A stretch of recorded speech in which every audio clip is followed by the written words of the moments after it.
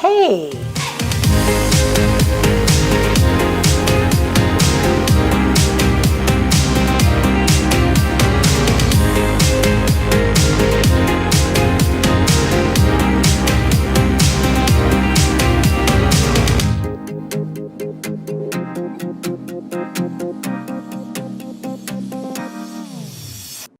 Hey, everybody. Welcome to the most wonderful real estate podcast ever. I'm Dwan Twyford. I'm your host. I'm America's most sought after real estate investor. And I am so excited about my guest today. I have been looking forward to this day forever. I have Roger Blankenship on, and you are going to love him absolutely as much as I do. But I learned a little bit about Dwanderful. If you want to opt into the website, it's Dwanderful, Dwanderful, Dwanderful.com, and I've got 4 free ebooks for you. And our motto here at Dwanderful is people before profits. So if that's something that resonates with you, then you are at the right place, and this is your right time, and we are your right people. So first of all, I want to say hi and welcome Roger Blankenship. So Roger, how are you today? Doing great. How are you? I'm so excited to have you on the show. I got to tell you guys, I love this man. He is so great and wonderful. And I did not even realize until we saw each other that I had not had you on as a guest. I was like, oh my God, why is that happening? So I'm super happy that you're here today. Thank you. Glad to be here. Super happy. And so all the people on my Dwanderful family, we like to start off having a toast. So do you have something to drink? Always got a Diet Mountain Dew close by. Okay, Diet Mountain Dew. Diet Mountain Dew. All right, I'm going to have, this is my live enzyme drink. So we like to just say cheers and thank you for being on my show today. You're welcome. And here's to you and to your man, Bill, and his continued recovery. Amen. I catching that and claiming that. And everybody just take a deep breath. Just kind of shake off whatever you got going on, shake off any negativity. Just open your mind and have some fun with us and laugh and learn. And we are really going to have a great interview today. So, Roger, you are the wicked smart man today. Okay, if you say so. You are the wicked smart man today. So what I like to do is I like to have you tell us 3 things: who you are, how we get in touch with you, and a very brief description of what you do. And then I'm going to go back and ask a bunch of questions, and we're going to find out how you came to be Roger Blankenship from Flipping America. Okay, well, I am Roger Blankenship. I'm the founder of the Flipping America brand, and that's since 2017. I've been a real estate investor since 2002. I started out just buying properties at the courthouse steps and fixing them and flipping them, and didn't really know anything much about networking groups. That came later, and actual training in this came later. Yep. And I'm just the kind of person that believes whatever I end up doing, I do with all my might. I do the very best I can. So I built a business to where we were fixing and flipping 100 houses a year, wholesaling a dozen others that we didn't have time to get to. And I learned the wholesaling game. I didn't even call it that at first. I didn't really know it had an official name. What did you call it? I called it a quick 10. I would buy a property and just put it up for sale for a quick $10,000 profit. I love that. But I also I didn't know contract assignments. I was actually just buying them. And then I would try to resell it immediately if I felt like I got a good enough deal at the courthouse auction. And that was back in the days before the hedge funds came along. You could get more deals at the auctions. And you sure could. And then tell us how to get a hold of you. Okay, the website is flippingamerica.net, and my name is Roger Blankenship, and you can send stuff to info@flippingamerica.net or roger@rogerblankenship.com. And either way is fine, and I'm glad to hear from you. Easy to find. All right, so I love that. I love your whole Flipping America. I really like that quick 10. That's so funny. When I started way back in like the 90s, I made $10,000 every deal too. So I was like, okay. So I would teach people, here's how you turn $10 into 10,000. Give them a $10 deposit, make 10,000 bucks. And so that my very first program was called How to Turn $10 into 10,000 in 30 days or less. And that's what I did for, I don't even know, like 7 or 8 years, just 10,000 bucks a pop. until I learned more.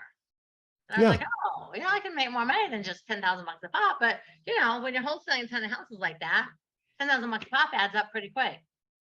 And you just hit on something that's really important. You did that one thing until you learned more. I did my one thing until I learned more. And that's an important message, I think, for people to take away from this conversation. If you don't take away anything else, learn one thing and do that one thing and get good at it until you learn more. But don't worry about learning everything you think you're ever going to need to know. I see a lot of people just studying and going to workshops and never doing a deal. How many people do you see literally at a workshop and they're buying something, and then the next year they're there again, and then the next year it's like, did you do a deal yet? It's, oh, I'm still learning. I'm getting my LLC. I need to have more information, and they just get stuck and they never actually do anything. Yeah, drives me crazy. Yeah, one other thing I hear is waiting for that perfect deal to come along. Guess what? It's not coming because there's no perfect deal. There's no perfect deal. And I agree with that. I did my very first deal. I rehabbed it because I met people that said, we buy houses, we fix them up, we sell them. I was like, okay, I can do that. So I rehab. But the second I discovered wholesaling, like the second, I was like, you mean I can find the homeowners, I can sell it to a rehabber and not be a rehabber. Like I can just flip that house. That was it for like 5 years, 6 years. I did that 100% of the time. Okay. I made a lot of money, and I didn't really, I didn't know what was next. I didn't invest it. I didn't buy rentals. I only knew rehabbing, which I wasn't crazy about, and I knew wholesaling, and that's all I knew. So I think it's important for people to listen to people like you and like me, that we can like take them down a path and show them that there are so many avenues to make money in real estate investing. Yeah. And my next book, we finally hit on the title for it. I haven't told you this yet. We're going to call it 30 Ways to, Is this breaking news? Well, it could be. Okay. It's not coming out till next year sometime. Of course, we haven't even really started the outline, but it's going to be called 30 Ways to Make $1 Million in Real Estate. Okay. And one of the chapters is going to be Dwanderful, because I'm going to ask you and Bill to write one of the chapters. I'm going to write it for you. 30 ways to make $1 million investing in real estate. 30 ways to make $1 million in real estate. Real estate. Yeah, I'm going to have a millionaire realtor write a chapter also. So it's going to be chapters written by people who are making it happen in this business. And there are a bunch of ways. Our mutual friend, Gordon Katz. Oh, I know. He told me one time when we were sitting at breakfast, he says, I think there must be 1,000 ways to make $1 million in real estate. And I don't think we've thought of 1,000 ways, but we're still trying to get to the first 100. But there are so many different things that you can do to make money in this business. So it doesn't matter what your personality is, or your skill set, or your inclinations, or your life experience, or even your personal circumstances. There is something that you can do to make it happen. That's one of the things that I love about this. We can help anybody as long as they will take the initiative to help themselves. I agree. And I'm super honored, and I will be happy to write a chapter. I'll start thinking about my chapter now. Yeah. It's going to be good. Well, you know what? And I'm just spitballing here, but you could write a chapter on wholesaling, and Bill could write a chapter on creative deal structures. I know it. That's his specialty. He loves the more creative, complicated the deal is, the more he loves it. Well, and he's one of the best I've ever seen at it. And I love him for, let me show you something right here. Just right here next to me. These are stacks of deals that Bill's working. I'm like, dude, this is how he does it. Stacks of deals.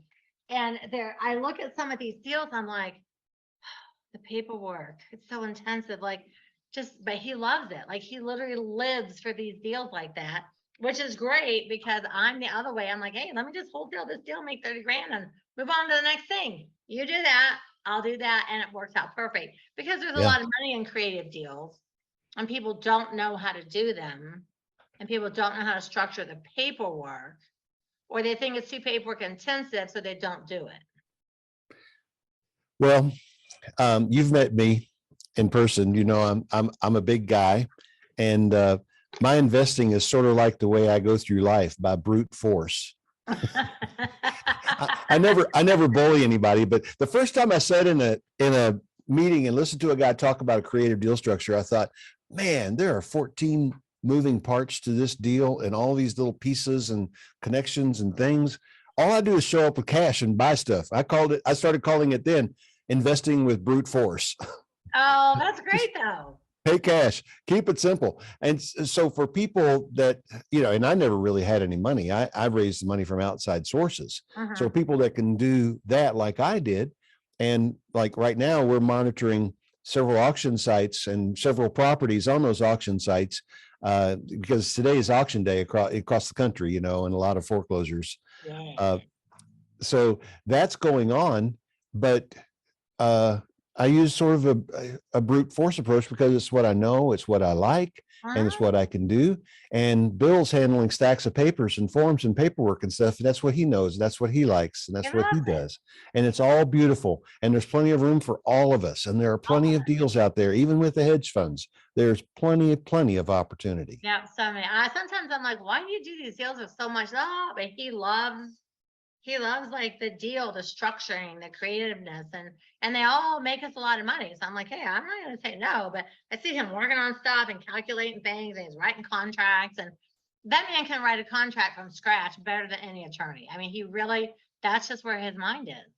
Yep. That's the thing I love about him. He is so smart. And he never, he's just like, oh no. And I'm like, and he's humble about it. It's like, no, dude, you are really like the best. And I agree with you. He is the best. He is the best. But we're going to talk about you today. All right. Okay. So I love that. So Flipping America that's your syndicated show. Yes. Yes. Okay. And that's podcast. It's a podcast. It's a radio show and a podcast. It's a radio show. And that's right. And it's a radio show and a podcast. So everyone, y'all got to find and listen out because he is so great. And we just recently started a YouTube channel. Oh, fun. So youtube.com/Flipping America. You'll find us. And I just did a video called "There is no crash coming in real estate." Oh, everybody thinks there's a big crash though. The world's going to fall out and everything's going to crash. I don't think there's a big crash coming either. I feel like, we're having obviously little bumps in the road. Gas is high, interest rates. Interest rates is 6.7%. I feel like we're certainly having some things, but when that kind of stuff happens, people like us that know how to make money, these are times that we thrive and we make more. It's the people that didn't really get good training, or like we were mentioning, they take like 2,000 courses and they listen to everybody and they don't ever like get a system or someone to follow that can actually guide them down the path. Those are the people that lose everything in these crazy times because they don't know how to creatively keep working. Yeah, isn't it interesting? Because I know your heart, and you and I are a lot alike in that we don't want anybody to suffer. We don't want anybody to hurt. And we're glad for the economy to be strong and people have jobs and everything's good. But the fact is, although we're not rooting for it, the fact is when the economy's bad, that's when we clean up. It is. And I always want people to do well. And I tell people, like, listen, if this is coming, you need to learn. This window is opening before you. But you know how everybody's like, well, let me wait and see. And by the time people wait and see, like, it's gone. That moment in time is past. So, but you're right. In times like this, I'm like you. Yeah, I am always rooting for people. But I'm also, I can recognize, like, hey, this is a crazy investing time for me, so I'm certainly not going to idly sit by and let that time go by. So let's just talk about Roger for a minute. So let's backtrack. So the Roger who was like 13, 14, 15, what was that guy? Where were you living? What were you doing? All right. I was born and raised in Louisville, Kentucky. And I am probably the only person you will ever meet who lived in a double wide trailer with a detached family room. A detached family room. Okay. Yeah. My dad had his own business and he worked hard at it and he did okay with it. Maybe money management wasn't his real strong suit, but you can never fault him for working diligently in his business. And he was also a man of vision, but also a man of frugality. And so when it came time to acquire some property for the family to spread out a little bit, he got some acreage and he decided that the most frugal thing to do was to put a double wide trailer on there. And the double wide trailer was actually bigger than the little house we lived in with my two brothers and my sister. And so we moved into this double wide. And then as he started doing well with his business, he came up with a grand plan to add on to the double wide. But he didn't have enough money to do the 2-story part that was going to be the middle and the feature part of this monstrosity. Right. So first he built the family room, which was 40 feet away from the back door of the double wide. But then we ran out of money. So for many years, if we wanted to watch TV, we walked out the back door and we walked across some 2x12 boards that were laid out there through the muck and the mud and the ice and the snow. And then we walked into our family room where there might be a fireplace roaring, and that's where the television was on, because we could get a better signal over there for channel 32 to watch Monday Night Football. Oh, there you go. So when I was a kid, that was what life was like. And you know what? I didn't even know how weird that was. Now that's the thing. When you're a kid, you only know what your family does. You don't realize anything till you start being on other people. Now, Yeah. what were you doing? Like any kind of jobs or working, or were you doing or playing sports? Were you doing any of those things? Well, my father, I was the third child. My two older brothers were not really allowed to pursue sports because my dad had never had an opportunity to go to college, and he felt like it was very important. So he made them work on grades, and they were both, and he softened a little bit and let my next older brother actually play football, but then he wrecked his knee. But by the time I came along, he had softened up considerably. However, my dad believes that work makes the man. Yep. And so therefore, I wasn't allowed to work outside the home, but we had 8 acres where we lived, and Dad was convinced he needed to turn 2 acres into his own little farm, and his children should work that little farm. And no machinery running up and down the rows. I don't think we plowed with laughing mules. because my dad was the same way. We had this giant garden. Yeah. Well, when I was 8 years old, Dad taught me how to run the International Cub Cadet lawnmower, and it was my job to mow 5 acres of grass. My brothers were much older; they were almost through high school at this time. And in fact, my oldest brother, only lived in the double wide 1 year before he was off and gone. And anyway, so I, as an 8-year-old and 9-year-old, my job was to mow the grass, and it wasn't a regular yard. It was acres and acres of grass on a little lawnmower that, so then the garden. You didn't have a riding, you had to push. No, this was a little riding mower, and I felt really cool driving this little bitty tractor out there, but it would go slower than a walking pace. Didn't go very fast. And anyway, so he planted the garden, and then I was required to hoe the corn. I've hoed so much corn, and I thought it was really wonderful when I got into the 10th grade and he bought a 1-wheel harrow, which I bet most of your listeners don't know what it is, but it looks sort of like a plow. It's got 1 wheel, but instead of a plow at the back, it's got 3 of these fingers. It's a cultivator, and you can run that up and down each row of corn, but you have to go 3 times in between each row to get it all, to turn the dirt over and keep the weeds from growing up. Is that like a rototiller, like a hand rototiller? Well, this would turn the dirt over, but you're running it by hand. There's no motor on it. Yeah. The motor is what's in your arms and back. And so my dad said, son, you could play high school sports if you want to. The garden will be here when you get here. So go do your thing after school, come home and work in the garden till dark, then get dinner, and then do your homework. And that was my life.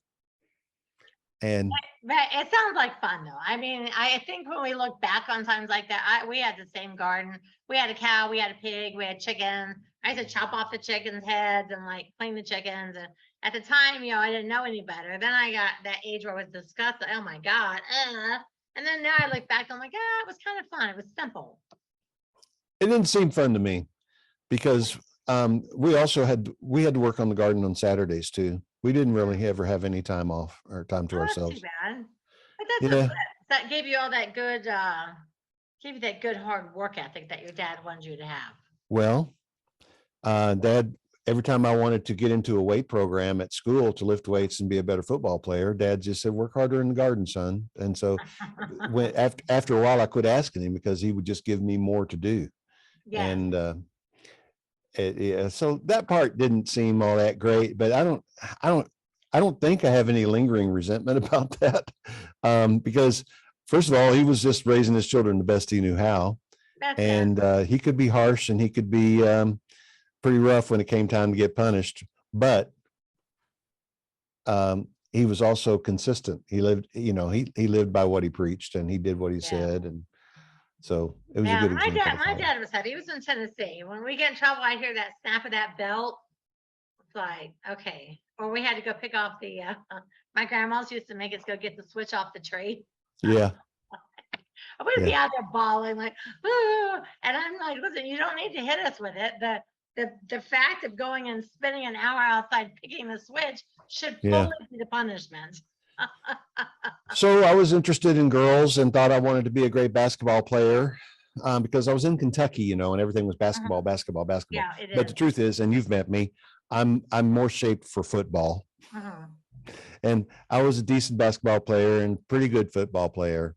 And football is a sport that I got recruited for and so forth. But that's the answer to the question. I played sports. I did my homework during study hall, so I could do other things, and then worked in the garden. Did you play college football? Yes. You did. I thought you had said that you did that. I played college basketball too. Oh, you played both. Wow. Yeah. Wow. That was not easy. No, but they're two totally different games, but still, the fact you can play both, that's pretty amazing. Well, the seasons overlap too. Yeah. So I would be at the beginning of the basketball season, I'd be going from football practice to basketball practice. And yeah. That was kind of a lot. So when you were in your 20s and 2025, were you still in college, or were you thinking about real estate yet? Or did you have like, this is my career path? Did you have an idea of what your path was going to be at that point in your life?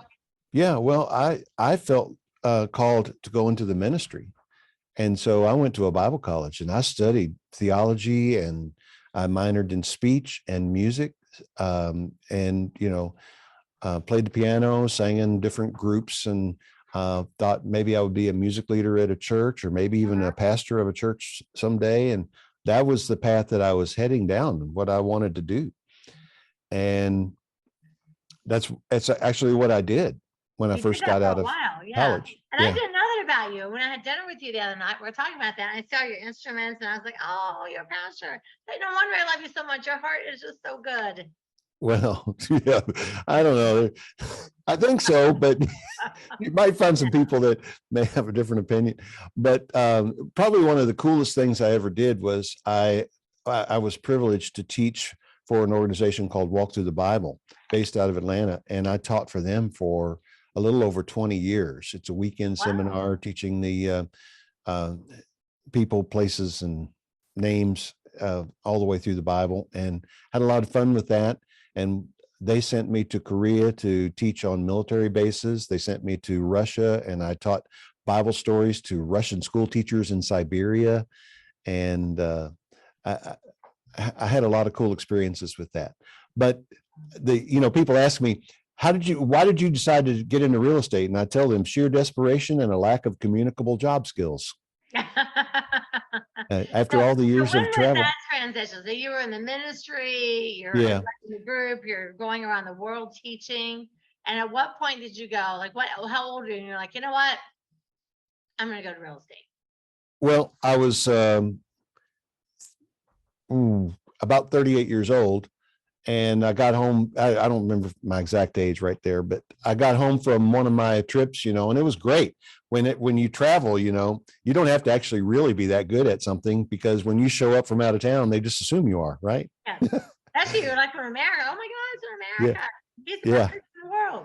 So I got home from one of my trips, and my wife sat me down and said, I'm thinking about leaving you. And the marriage wasn't working, and I didn't know that. I couldn't figure it out. I didn't know anything about love languages at the time. And it turns out that her love language was time. And Oh, guess where I was most of the time? somewhere Not else. around. I was traveling a lot. Yeah. And so I quit that job and took the pastorate of a church here in Atlanta, which is where she was from. And so it would be coming back home, give her safety, you know, and did what I thought I needed to do to kind of keep the marriage together. But it was probably too little too late. And so I stayed at that church for the next 7 years. But in time, I could see the end was nigh. And the truth is, I didn't even really want to keep it together. I didn't like her. Yeah. And I didn't want to give up the career, but in our circles, that's what happens when you get divorced. So I stepped down. Gosh, if you're a minute you get divorced, that's like, Yeah. that's terrible. So I stepped down and resigned. And then what am I going to do? Well, I have a teaching degree. I have a master's in education. I could be a school teacher. Nah, been there, done that. Don't want to do that. I could go over and get an assistant manager job at the Wendy's. I don't want to do that. But I had already started buying some rental houses, and I'd already actually flipped 2 houses. And I kind of liked that. Yeah. So I decided, well, I'll just do that full time. And so in October of 2006, that became my full-time gig right before the crash. Oh, that's right. We talked about that. October 2006 was your full time. Yeah, but that crash was hard on you. Well, yeah, because I don't want to get into all the details, but I actually started investing in 2002, but I was just doing it part-time. And I discovered how much money I could make, you know, flipping houses. And what really happened was when we got ready to do our first flip, I went to get a hard money loan, and I thought, man, 12%, that's high interest rates for a loan. So no, it was hard money then was 18%. Sorry. It was 18 back then. Yeah, 18, but 15. I went to my dad and said, hey, Dad, I've got a business proposition for you. And he said, well, that's a first, because I was always in nonprofits and Christian ministry. And I said, I need to borrow $50,000 for 6 months and I'll pay you 12% interest. He said, let me think about that for a minute. Yes. What's the deal? So I told him, and he said, let me make you a different offer. How about I put up all the money and you do the work and we split the profit? I said, okay. And so he drove to town. He was living in South Florida at the time, retired, having sold his business. And he put up the money and we bought 2 houses at the courthouse steps, and I went in and did the work on them. And then we split the money, and the checks I got from those houses, well, it was a sizable fraction of what I made in a year. Yeah. And I thought, wow. And so then my dad went and told his buddies. He said, hey, I just put $90,000 into this property up there in Stockbridge, Georgia, and walked back away with this big old check here. And his buddy said, how'd you do that? He said, well, my son's kind of a real estate genius. I'd done 2 houses. So the next thing I know, my phone is ringing, and all these guys are calling up, these old retired guys from Florida, saying, hey, I've got 100,000. Can I invest with you? Another one, I've got 500,000. Can I invest with you? And the next thing you know, I've got $1.2 million, and I'm standing at the courthouse looking like a big shot. And it's all other people's money. But, you know, we started making them $600,000-700,000 a year. Oh, heck yeah, I bet. Yeah. And sorry. Anyway, and so at that point it was on, but when the crash happened, of course, that left me a little high and dry. But see, the fortunate thing for me there was I didn't have interest. I didn't have any loans out there. It was all cash in those properties.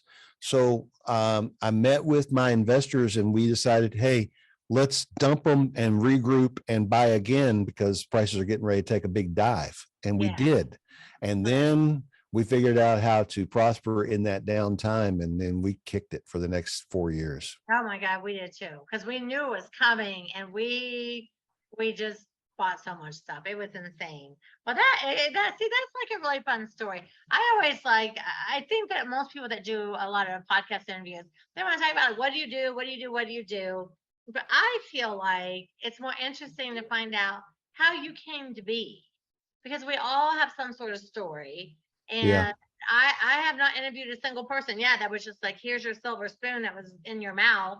We all worked from somewhere to become Yeah. where we are, and we're at the top of the food chain, Yeah. basically, in what we do. And it's just really interesting. I just really love hearing people's stories, because everyone has a different story, and everyone has something in their childhood, whether it was a good or a bad thing, that somewhere along the path made them realize they really want to work for themselves. You know, one of the most, maybe it's turned out to be one of the most helpful things I share with people is what came next. Well, let's hear it. You know a little bit about it. You know, I had a lot of formal training, but I didn't take a single business class in any of that formal training. And so I was doing everything I could to learn how to run a business and operate a business. And I learned about growing and scaling and systems and process. And some of those books are pretty boring, but I read them anyway, because that's what I needed to do. And I decided to really grow my business. And I did everything right except for hiring decisions. Too trusting, hiring friends, putting people in the wrong seats.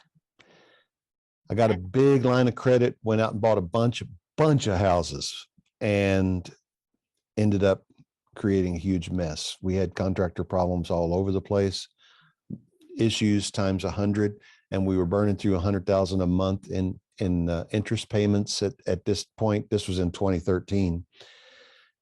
And so by 2014, I'd gone from being up millions of dollars and having a whole bunch of paid for rental properties. I'd sold all of them off to try to make everything right and make the payments, and sold all the toys and lost everything and ended up millions of dollars in debt. Yeah. So probably the one thing that, in addition to teaching people how to get there, is I'm trying to help people stay there. Stay there. Don't make those mistakes. Yes. God, I hear you. I didn't quite have that, but I bought a bunch of rentals with no knowledge of what I was doing. And on 2 separate occasions, I had to sell all my rentals off because I didn't understand how to be a landlord. I didn't know how to manage the money. I didn't understand any of it. And so I had a couple of pretty hard lessons. I know you're looking at your auction. You got an auction going on right now, and you're podcasting with me. I feel so honored that you took time out from your auction. That's okay. Are you That's winning all right. some houses right now? We're getting outbid. Nah. That's okay. I know. I hate when that happens. You know, Keep going. I'm sorry. You know, some of the times the people that are bidding, it's the bank bidding against you. Yeah. We just set our number, and we just won't go past it. Yeah, that's what we do too. But the very first time that Bill and I bought a house off auction, we're like, this is even back when I was with Sharon. Like, okay, we're gonna pick. This is it. But then the bid starts happening, and you're like, in a minute, okay, I'm gonna go a little bit more. Next thing you know, you're like thousands over. And so on several occasions, I have paid too much because it's exciting. And you're just like, oh, I want to win.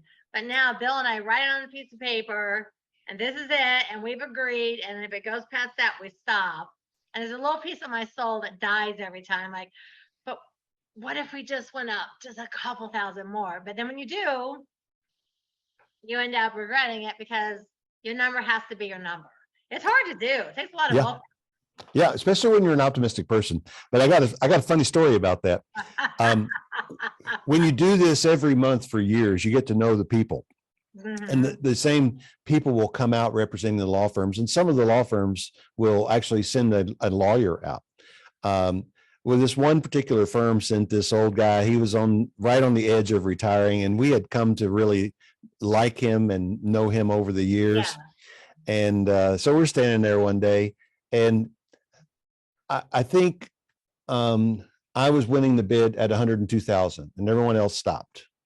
And so he looked around and he said, the bank would like to enter a competitive bid of 103,000. I said, 104. He said, the bank would like to enter a bid of 105,000. I said, 106.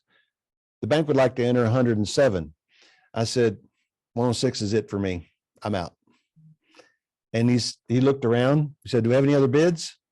The bank would like to rescind its last bid and let you have it for 106. I said, well, then I'm rescinding my bid and you can have it for 105. And we backed back down until I got it for 102. Oh my God. That's the best story ever. That's the Oh, only time that ever happened. I know. That's so fun though. Oh, that's so much fun. That is a great story. That is a great story. Oh, we've had Now, fun watching realtors, watching lawyers come up, not really knowing the game, but yeah. they're bidding on behalf of a client. Oh, And yeah. we've watched them buy and walk away with second mortgages. Oh, Lawyers, you'd think they'd know the difference. you would think. No, that's fun. That is a great story. I'm gonna have to tell that story again. That's so much fun. So for the folks that are listening today, they're like, okay, Roger's got Flipping America. He's a rock star. You've got a show, you've got a radio show, you got a podcast, you got a full giant business. What would be an actionable tip if someone was hearing you for the first time? What would be an actionable tip that you could say, take this tip and this will help set you onto the path? I would say find a way to get one piece of actionable information. And really, Dwan, you've got it. Just to learn how to do what you do. Okay. You guys are really great at this, and you teach a clear and direct path. Maybe if I put in a little plug for myself, I would say, and I say this on my show all the time, flipping houses isn't for everyone. And before you dive in and start trying to do something, maybe you ought to take some time to figure out what is a good fit for you. And I've got a little course called Find Your Fit in Real Estate Investing. And it actually has you take inventory of your own life, your circumstances, how much money you have available, even your personality. There's a personality test in this course. Oh, I want that. All right, I'll give it to you. If I can take it, it sounds like so much fun. Yeah, I'll give it to you. Maybe you can help me improve it too. But the point is, I slid into fixing and flipping because as a person in the ministry, basically living at poverty wages for my adult life, but wanting to have a home for my wife and children, whenever something would break in the home, I couldn't really afford to pay somebody to come over and fix it. What I did was I went down to the hardware store and talked to the guy at the hardware store and asked him what tools I need. And on the way out, oh, by the way, how do I do what I'm about to do? And he would tell me, and I would come home. Then along came Home Depot with their weekend seminars, and I would take. That's how I learned how to rehab. Yeah, I went to Home Depot every weekend. I took a class every weekend. Yeah.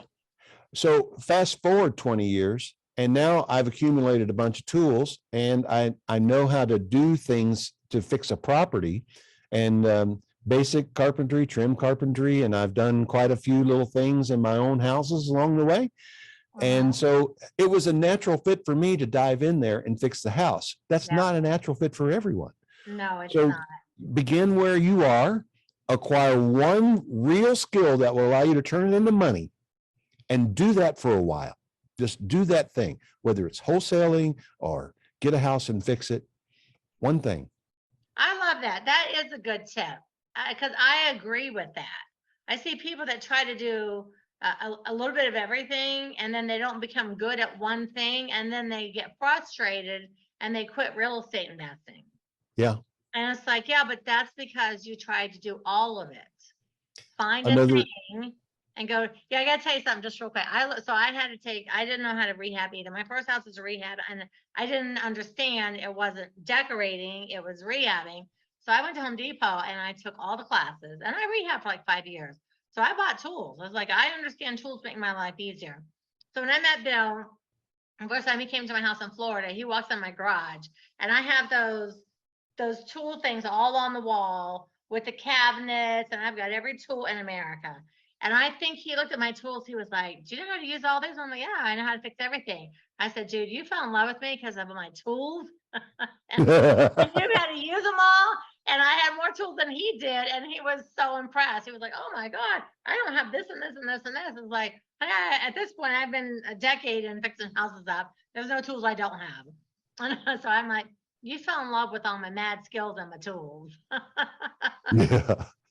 I had more tools than like any person I knew, but I understand that they make your life easier.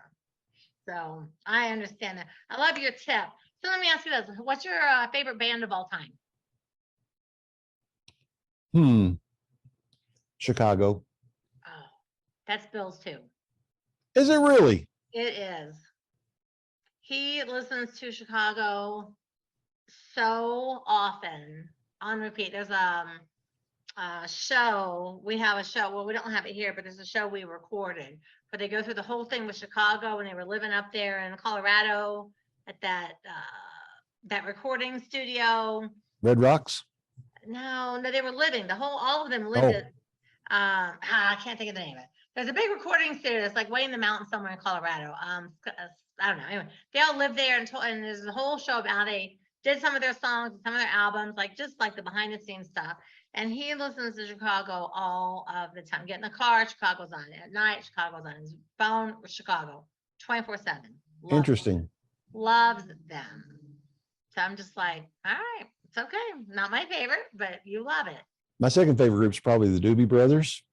And for a while, just Chicago and the Doobies toured together for a few that would have years. been a great tour. Yeah. I love Perfect for me. Yeah, I love that whole era of music. Is like that's where my soul's at. Well, yeah, So we're the what's same your age.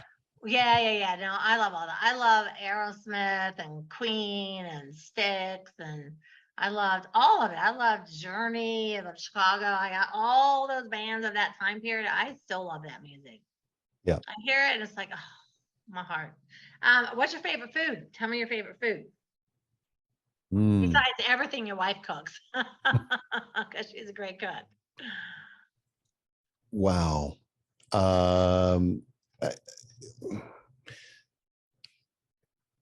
So I would probably say if I were sitting down to order or going out to a restaurant to get anything I wanted, it would be a steakhouse. So a big ribeye, medium rare is the thing. Yeah. After my heart right there. But I'm really fond of Italian food and Mexican food. Yeah.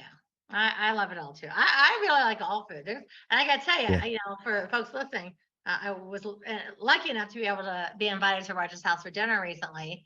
And your wife made Brussels sprouts. And there's something that I don't like because I, like you, my parents made those big one they just boiled and they were like a big gob of mush. And I was like, whoa. She made the best. And I have actually cooked them since then. I was like, oh my God, I really love Brussels sprouts now. So I'm going to tell her. I have cooked them since then. When I was in Florida, I made them. I was like, these are so amazing. I have literally not had them for 30 years because I can't get the mental image of the big balls of gooey Brussels sprouts that my parents used to serve me. So I have cooked them since. I don't think they were quite as good as hers. But I'm a fan now. So now what's your favorite part of the day? My favorite what? Your favorite part of the day. What's your favorite time of day? What's your favorite part of the day? Morning. Your morning? Yeah, morning for sure. Yeah. I haven't set an alarm since my son graduated from high school and left home. I don't have to. No, I don't set an alarm either. I wake up when the sun wakes me up. I wake up before that. Sometimes it's because things are aching, I pulled a muscle in my sleep last night, but I mean, if I go to bed before midnight, I'm going to wake up by 5 a.m. It just happens. Maybe it's the way I was brought up, but I don't mind it. It's quiet. I can read, I can think, and I get a lot of quality thinking done. I usually work, read, meditate, pray, and think. I've been up for about 3 or 4 hours before I ever come into the office. Yeah, no, that's nice. I get that. Yes, I'm an eye owl, so I'm more of a bat. I do those quiet things at night after everyone's quieted down. It's like, I don't know, something in my mind is at nighttime, all my ideas come pouring into me at night. Oh, So I don't know. It's really interesting. I go around 10 o'clock at night. I just all of a sudden, I'm like, oh my God. And I start writing things down. And it sounds like 2 o'clock in the morning. And I have like 5 pages of ideas. I don't know what happens. If something happens at night and then when I'm done, I'm like, whew, I'm going to bed. I go to sleep. So I do not know. So just one more time, tell everyone how they need to reach you. Okay. Flippingamerica.net is the website. There are a lot of resources there, and anyone can jump on there and schedule a free strategy call with me. And even as we speak, some structural changes are being made to the website. Okay. But I think in the future, you'll be able, on any page on the site, this is what I've asked them to do. Okay. On any page at the bottom, click here for a strategy call. And I like it. almost all the time, you're going to get me. I only have one other person that does the strategy calls with me right now. Yep. And so I will give you 30 minutes of my time to help figure things out with you, where to go. And why do I do it? Well, just because I want to. Yep. Maybe one of these days you'll buy one of my courses, but that's not really a requirement at all. I'm happy to help if I can just help. It all comes back to me. It does. And I have to tell you, there are and there are very few trainers at our level that will, and I'm not saying we're great, but the facts are still the facts. Like, we are great. But there are very few people at our level that will actually directly talk to people, help them, coach them, give them ideas, because they just sub it out to somebody else because I don't know, they just don't want to do it. But I'm still like that too. I still talk to Yeah. people, answer their questions, and I help them, and because I like it. I took a course a couple weeks ago, just a one video lesson course on monetizing Meetup, because we have a big Meetup presence. Oh yeah. And from that course, my takeaway was to ask people when they join our Meetup groups for their phone number. And so now I'm taking a few minutes every day to call people that join the groups, personally, me. Nice. I love that. I don't know. I did it the other way where I subbed out the coaching and stuff for a while, and I really found myself feeling really unhappy about it. I was like, I know, but did you say this and did you say that? Did you tell them this? Did you tell them that? I was like, you know what? That's a piece of the business I like. So I'm all about having VAs, but there's certain pieces of the business that I don't want to give away. That's like my joy, and then helping people. Okay, so a couple more. So real quick. So I called this session, besides you being my wicked smart man, we call this Inside the Minds of Today's Millionaires. So I take notes, and then I want to do a little bit of a summary so we can find out if we got this far inside of the mind of Roger Blankenship. Okay. Oh, and also, how old are you? 63, about to be 64. That's right. We just same age. We're both 63. Yeah. 63? Yes, I'm thinking, did I turn 64? No, I'm still 63. 63 and feeling free. That's my motto this year. I have a new motto every age I throw something together. Okay, so Roger Blankenship, Flipping America, founder since 2002 into real estate. You used to do the quick 10, which I really think is great, like 10,000 bucks. That's like brilliant. That's one of those things, like, I wish I would have thought of that. That's brilliant. You teach people, you're getting ready to write a book, 30 ways to make $1 million in real estate, which I get to be a part of. I'm super excited about that. Thank you. You were born in Louisville, Kentucky. You had a very hardworking dad. You had, honestly, it's a funny story, detached living room. That's great. Yeah. That is like, I can see that. That is so great.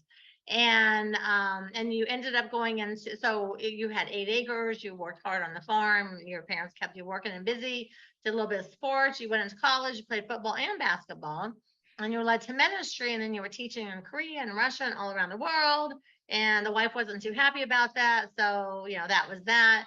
And then your real transition into real estate, like, this is my deal. You were about 38 years old. And October 2006, you went into it full time. You were able to raise a bunch of money from your dad and his buddies because they saw how much money your dad made. They wanted to be into that. And your piece of information, if you could give someone an actionable tip, is to find their fit. I really like that. That is kind of a profound thing. Like, find your fit. Because most people want to tell you to buy everything I own, and I've got 5,000 things and spend this money. And I like that you want them to find their fit and then go from there. Develop one good, really skill. You like Chicago? Steak, ribeye medium rare, man from my own heart. You like the morning, and people can reach you at flippingamerica.net. And is it rogerblankenship.com? Well, that now is forwarding to flippingamerica.net. Okay, Yeah. so flippingamerica.net. And you're on YouTube and you're on the radio and you have podcasts and you're amazing. Is this a little Thank piece of the heart of Roger Blankenship? Yeah. Yeah.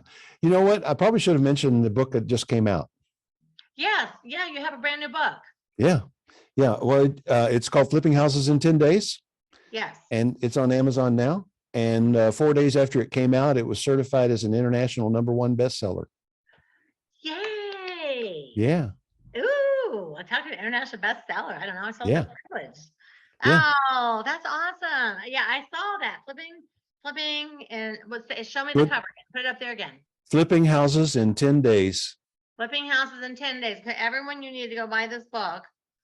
I'm going to snap a copy of it myself. Flipping an international #1 bestseller. Good for you. Thank you. That's something to be proud of. Not everybody reaches that status.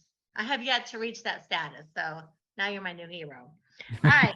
So everyone, again, hit me up at dwanderful.com. So my name is Dwan. That's like Dwan and wonderful. And I made a new word. So dwanderful.com. I've got some four free ebooks. I'm on YouTube, Instagram, TikTok, all the places. I'm everywhere under Dwanderful. And I want to ask all of you to do me a favor. If you enjoyed today's show and you learned anything or you laughed, you had a good time, you liked Roger, you liked me, I want you to go to both of our podcasts and like and subscribe and leave a 5-star review, because this is a team effort and we're all in this together. We're all on the same team and trying to educate and help spread the knowledge that we've learned over our decades of time. And so we appreciate the good feedback, and certainly listen to Roger on his radio show because he really is awesome. And I have one last thing. I want you to leave us with a parting word of wisdom, but it's only one word. Act. Oh, I like it. Act. All right, folks, that is your challenge of the week. Act. That's a good word. Roger, I want to thank you so much for being on the show. I want to thank you for sharing your heart. I'm just so happy to see you again. I just love you and your wife and your family and everything about it. I love everything about it. So I'm going to be super excited when this episode comes out. So everyone, remember, we'll be back next week, same bat time, same bat channel. And remember that the truth is in the red letters. Okay, ciao.